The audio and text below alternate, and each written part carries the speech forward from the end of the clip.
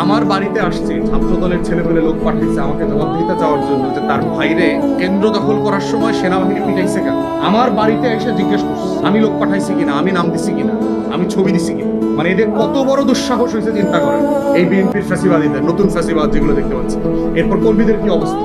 তাহলে আমাদের বক্তব্য খুব পরিষ্কার, আমরা গণমাধ্যমের ভাইদেরকে বলবো যে আপনারা রাষ্ট্রের হয়ে জনগণের হয়ে যেটা করছেন সেটা তো অবশ্যই আপনারা করে যাবেন। আর এই নির্বাচনের চটদখল যেটা, এটা নির্বাচনী চটদখল বলবো আর যে এইরকম চটদখলের নির্বাচন করে যারা ক্ষমতায় যাচ্ছেন তারা দয়া করে 24 ভুলে যাবেন না।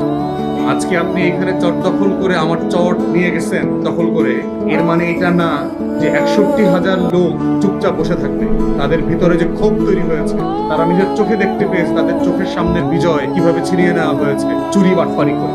প্রিজাইডিং অফিসারদের আপনার মাথায় বন্দুক করা হয়েছে ব্যালট জালিয়াতির সময়, কামদা দেখানো হয়েছে। এখন একজন শিক্ষক যিনি শিক্ষকতা করেন তিনি ওখানে অন্য জায়গা থেকে গেছেন একদিনের ডিউটি পালন করতে, সে কি করবে? আমরা জিজ্ঞেস করলাম যে আপনি পুলিশে বলেন, আমরা আপনাকে হেল্প করবো, সাহস পাচ্ছে না। তাহলে আমরা কি রকম একটা মাইন্ড ক্যাচি পায় আছি দেখেন। ঘটনা ঘটছে কিন্তু প্রকাশ করা যাচ্ছে না, এইটাকে কেন্দ্র করে মামলা প্রশাসনিক ব্যবস্থা নেওয়া যাচ্ছে না, কারণ কেউ ভীতিকর অবস্থা থেকে নাই।